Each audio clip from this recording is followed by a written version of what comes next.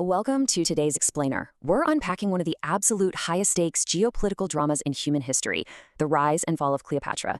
If you're fascinated by the raw mechanics of power, survival, and empire building, well, you're in the exact right place today.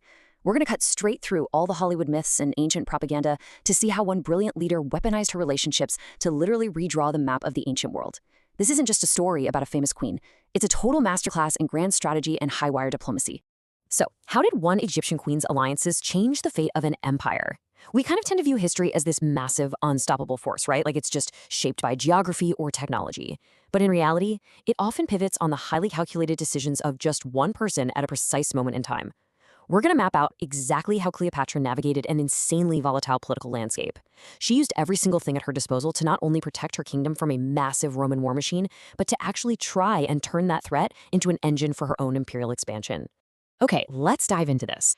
To really understand the crazy events that unfolded, we first have to look at the person at the center of the storm.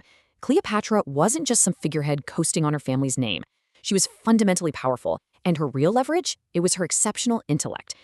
She was actually the first ruler in her entire dynasty to learn the Egyptian language. That let her bypass the Greek elite entirely and talk straight to her people and the powerful priesthood. She was a master diplomat, a sharp naval commander, and she completely controlled Egypt's massive economy.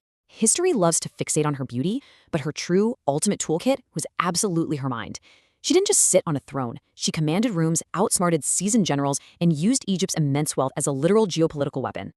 So the inciting incident here actually begins internally. When she first took power, her biggest threat wasn't some foreign army knocking on the door in Alexandria. It was a brutal, existential fight for the throne against her very own brother. And you have to understand, Ptolemaic family dynamics were completely ruthless. This was a dynasty basically famous for internal bloodshed. Her claim to power, and honestly her life, was hanging by a thread. She was exiled and literally on the verge of losing it all. She realized pretty quickly that a small local victory wasn't going to cut it. She needed a geopolitical lever massive enough to completely crush her domestic rivals once and for all. And here is where we see her brilliant political mind really go to work. Facing the total loss of her throne, she sought help from the absolute biggest player on the board, the Roman leader Julius Caesar. But listen, this wasn't just some desperate plea for a rescue. No way. This was a highly calculated, strategic trade. See, Caesar desperately needed money to fund his military campaigns, and more importantly, he needed Egyptian grain to feed the massive population back in Rome. Cleopatra had unparalleled wealth and the literal breadbasket of the Mediterranean. So in exchange for Rome's military muscle to take out her brother, she handed over the resources Caesar needed. It was a total masterstroke of transactional diplomacy, and it successfully put her right back on the throne. Now, what's really interesting about this slide is the sharp strategic contrast between the two defining Roman relationships of her reign. That first alliance with Julius Caesar, that was purely tactical. It was a necessary play for immediate survival, just to stabilize her baseline power in a major crisis. But after Caesar's assassination, her partnership with Antony was fundamentally different. Actually, scratch that. It wasn't just different. It was a totally aggressive move. They weren't just fending off domestic rivals anymore. They were consolidating and expanding a massive empire together in the East. So you have two completely different relationships with Roman leaders, but each one served a highly specific, evolving purpose for Egypt's survival and growth. Let's move to and see how this builds. You can kind of mentally track her strategy through three distinct phases here. Phase 1 is pure chaos and vulnerability, that lethal internal conflict with her brother. Phase 2 is stabilization, locking down the throne and securing her borders using Caesar's legions. But Phase 3, that is where her grand strategy absolutely peaks. This is the era of outward expansion. Through that strong alliance with Antony, Cleopatra essentially reclaimed ancient territories and locked down economic dominance over the eastern Mediterranean. She was rebuilding the Ptolemaic Empire to its former glory. But here's the dangerous truth of ancient geopolitics. When you build a power center that massive, you inevitably paint a giant target on your own back. And eventually, the tension snaps. This is the ultimate turning point of the ancient world. The combined military and economic power of Cleopatra and Mark Antony was just an absolute existential threat to Rome's geopolitical dominance. It challenged the whole fabric of the Roman power structure.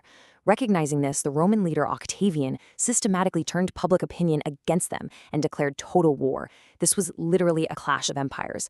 But despite all their vast resources and that formidable alliance, the massive gamble they took provoked a response they just couldn't overcome.